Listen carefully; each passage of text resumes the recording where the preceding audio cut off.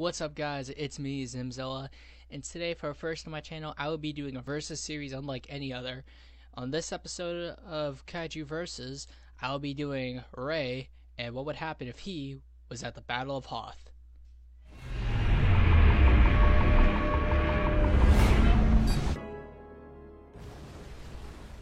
Now, for the statistics of this battle, I will be comparing in two scenarios. My first scenario will be Ray, along with Jester Gomra, his main monster, against Blizzard Force. Now, the exact number of units in Blizzard Force is never known. However, one of the statistics we do know is that they have at least 9 AT-ATs. So in the first scenario, it will be Ray and Gomra versus 9 AT-ATs, 9 Juggernauts, 12 Speeders, 9 AT-PTs, 9 AT-ARSs, and 9 AT-STs. And the second scenario I'll be going over is Ray with Gomra, Litra, and Eleking versus the same group size. However, Darth Vader will also be on the battlefield and will take part in the scenario. As in the second scenario, any small contingent of stormtroopers in Blizzard Force have breached along with Darth Vader, so Darth Vader will be inside Rebel Base, and in some cases Ray will be inside Rebel Base. However, we will get into Ray's behavior in this scenario in a little bit. So let's start out with going over the statistics of the Empire's equipment. Now, the first two walkers of the Empire I'll be going over are the All-Terrain Personal Transport and the All-Terrain Advanced Raider. However, the All-Terrain Advanced Raider has less information and statistics than the All-Terrain Personal Transport. So I'll be going over the Transport first and then the Raider. The All-Terrain Personal Transport has a length of 4 meters, a height and depth of around 3 meters, a maximum speed of 60 kilometers an hour over flat terrain. For armament, it has Mk1 twin blaster cannons, Mk1 concussion grenade launcher, as well as other concussion grenades, of course. It has a pilot and a co-pilot in later models, so I will be saying that there's at least 2 people in this, as I'll be going off a later model. And the All-Terrain Advanced Raider has an armament of just a laser cannon, and it has a gunner and a pilot. So around both walkers are similar in terms of design as well as equipment. However, the All-Terrain Personal Transport seems to have more equipment. However, this is most likely due to the All-Terrain Advanced Raider seeing less information on it than the All-Terrain Personal Transport. Instead of going over the rest of the walkers that the Empire has, I will go over their speeder, the 74Z speeder bike. It has a length of 3 meters, however other models are put at 4.4 meters or 4.9 meters. It has a maximum speed between 360 to 50 kilometers an hour with a max altitude of 25 meters, and it's armed with an AX-20 blaster cannon. Its crew primarily consists of 1 pilot. However, in Return of the Jedi, we've seen that other people can ride on the speeders, but this is not condoned and most likely is not something that the Empire will be doing, as most likely only singular pilots will be on these speeder bikes if trying to infiltrate the Rebel base on Hoth. And I am primarily stating that there will only be 12 speeders used because this will be the unit in which Darth Vader will be a part of in the second scenario. As however, there may be more speeders in the Blizzard Force as well as the Empire as a whole, but in this case I'll be using these 12 speeders as they are probably, in this scenario, the most well trained on these bikes. Now I'll get into the most iconic and commonly seen vehicles used by the Empire in both the Star Wars universe as a whole and the Battle of Hoth in general. These are the All-Terrain Scout Transport and the All-Terrain Armored Transport. Now, going off with the All-Terrain Scout Transport as the first vehicle I'll look at, its height and depth are around 8.6 meters, a mass of 12,100 kilograms, a max speed of 90 kilometers an hour, and with armament, 1 Tam and Bach MS4 twin blaster cannon or a Mk2W blaster cannon, along with possibly light E-Web twin blaster cannons or Mk twin light blaster cannons, DMK-W3 concussion grenade launchers, or homing concussion missiles, as well as 1 Mk concussion grenade launchers or 3 Mk2 concussion grenades. And it usually contains a crew of just a pilot and a gunner. Now, these transports do not contain all these armaments. However, most likely in the scenario, they will be varied in terms of what these scout transports will be carrying. Now, onto the big guns I consider of the Empire, the all-terrain armored transport, or the four-legged walkers.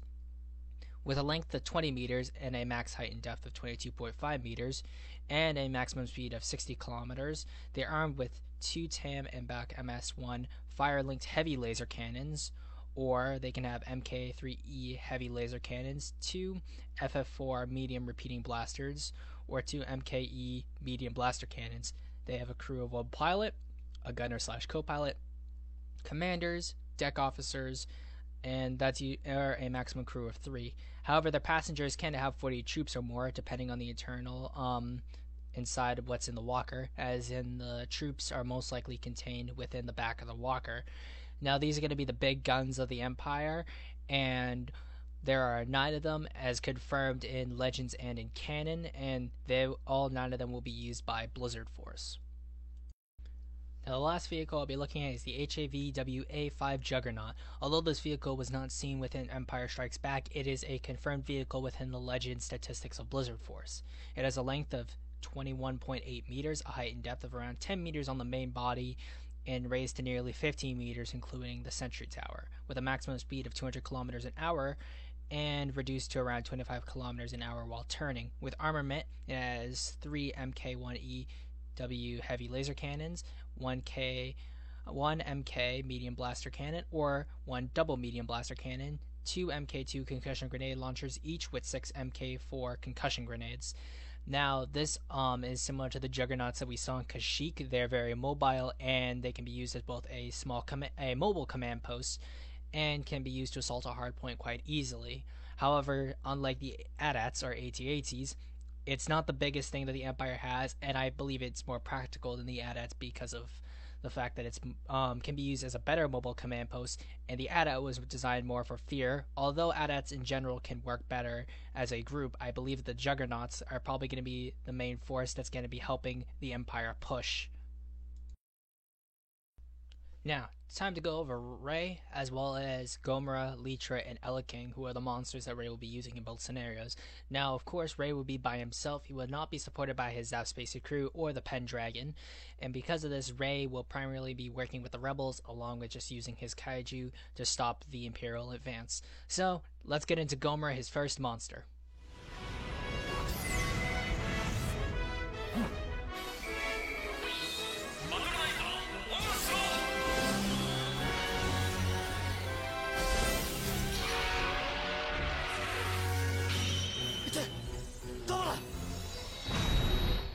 Now, of course, Gomra is an ancient dinosaur species. The creature was first seen in the original Ultraman and was found on Earth and underground.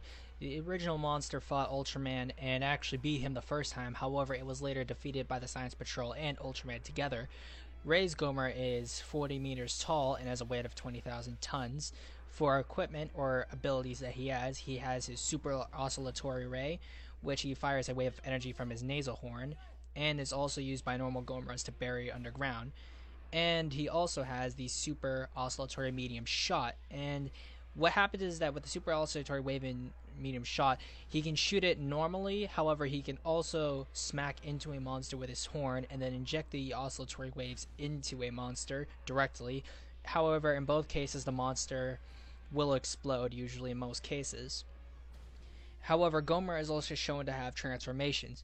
Gomra has been able to transform into Rayonix Burst Gamora. His height and weight do not change. However, his Super Oscillatory Wave is actually even stronger, along with his Super Oscillatory Shot.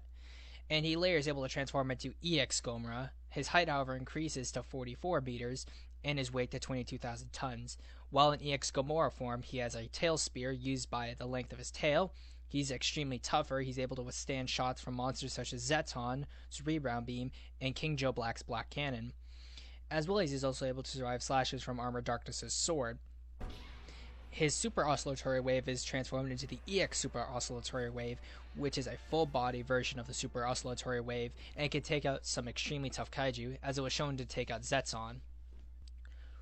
Rey's next monster I'll go over is Eleking. Eleking is an alien kaiju with a height of 53 meters, a weight of 15,000 tons, and his tail length is 157 meters. This alien kaiju was first seen in Ultra 7 and has had a myriad of abilities. However, Rey's Elekking in Ultra Galaxy, has two main abilities, including his Electric Tail, which he's able to flex around other opponents, trap them in this tail, and then secrete electricity from it. It's extremely powerful and was actually shown to contain Gomra for a bit of time before Ray was able to capture this Elekking. He also has the Electric Disc Wave, which Elekking can fire electric waves of energy from his mouth, which is the small slit near where his ears are. This is also extremely powerful, however, it's probably not as powerful as Gomer's Super Oscillatory Wave.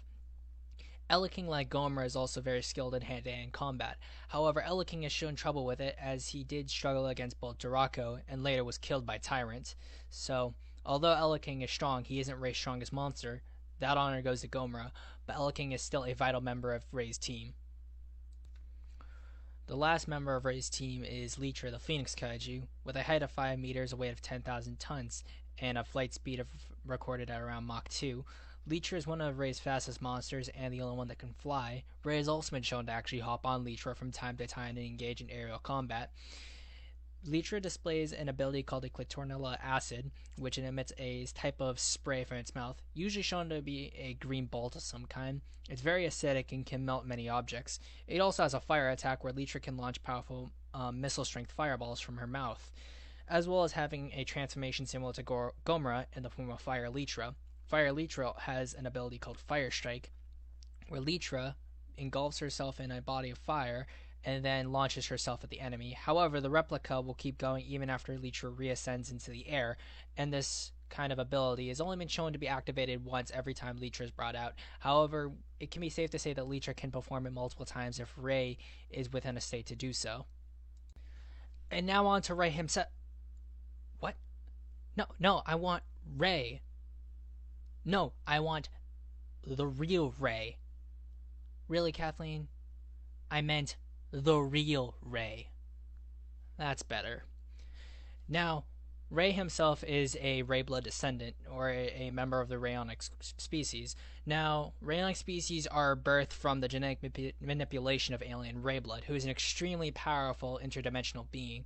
He's extremely powerful, however, Rayonics themselves attribute certain traits of Rayblood. In this case, Rayonixes are usually extremely strong, extremely agile, as shown in a clip earlier with Ray being able to dodge boulders that are probably flying at a pretty high speed, as well as they're pretty strong in hand-to-hand combat. Ray also is able to transform into Raymon. Raymon is probably the closest Ray gets to assimilating and becoming the true heir to Rayblood himself. And in this form, he's even stronger and faster, and on his arms, he has a sort of small blade-like objects. These blade-like objects can actually cut through enemies and actually destroy them completely, as shown when he was able to slice into Dada and later kill him when he was a part of Belial's 100-monster army. Ray, however, once becoming Rayonics Burst, becomes extremely violent, as well as pretty much his entire colors change. And from this, he goes into a slight berserker mode. However, he is shown to still be extremely powerful, agile, and fast. And because of this, Ray on his own is someone not to be taken lightly, and he is shown to be extremely powerful and stronger than an average human. Now that we've gotten all our contestants in order, let's get down into the first scenario. This first scenario will be what would happen if Ray on his own, along with Gomer, were to be attacked from the Rebel base by 9 Juggernauts, a 12-speeder unit, 9 AT-PTs, 9 AT-ARs, 9 AT-ATs, and 9 AT-STs. In this case, Ray will summon Gamora almost immediately off the bat to engage the AT-ATs, with the Juggernauts probably closing in faster. Gomer will be able to probably dispatch at least 2 AT-ATs pretty easily with his tail and continue to do so. Because of this, any Imperial commanders that would see Gomer would immediately require every available unit to engage Gomer right on sight. Even the Juggernauts, as well as any of the AT units that are not destroyed at this point already, will most likely have to engage as it is, and if not, they would be completely destroyed. In this case, with the available units that we do know of, the speeder unit will not be able to engage properly, as well as the Juggernauts, the ATs will be completely destroyed, and anything else will be completely mopped up by the Rebels. So in this case, Ray pretty much sweeps in this first round.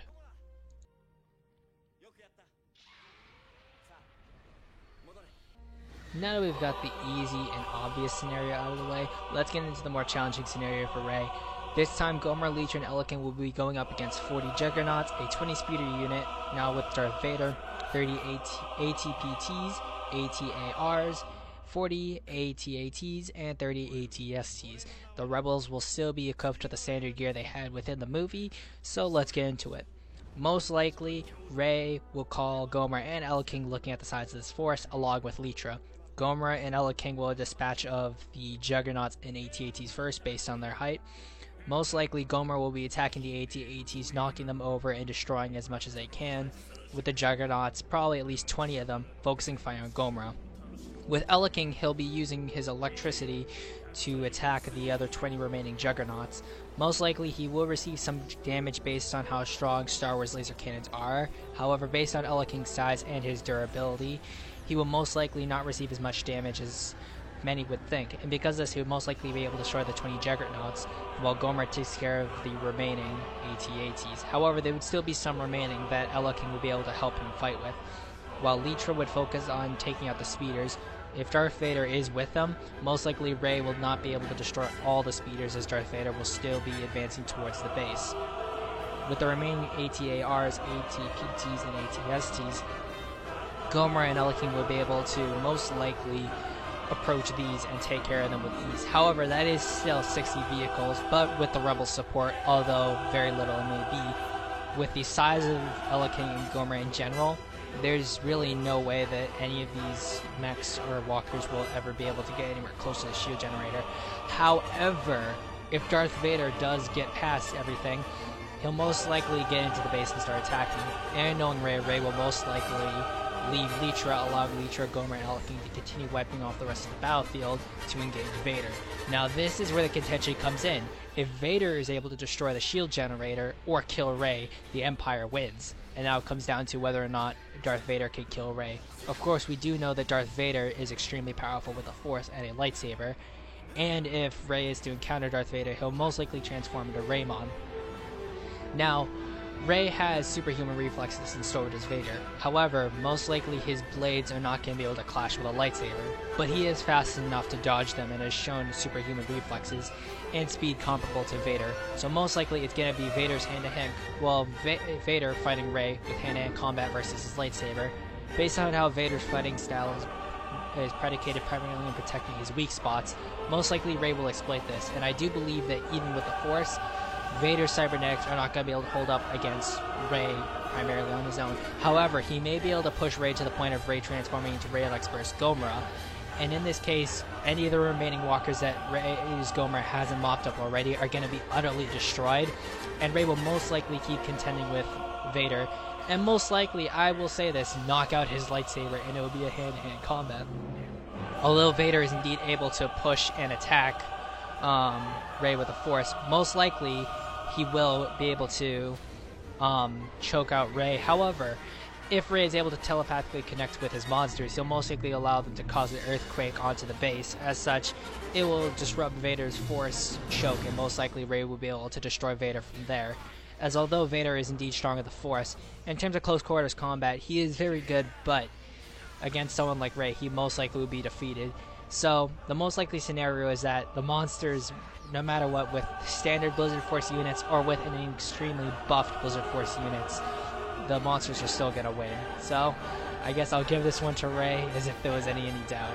So, I hope you guys enjoyed this video. I had a lot of fun putting this one together and getting the clips for it, and if you want me to do something similar like this, but include other universes such as Warhammer 40k, Halo, and others, please let me know in the comments below or on my DeviantArt. As always, subscribe. Hope you enjoy. See ya.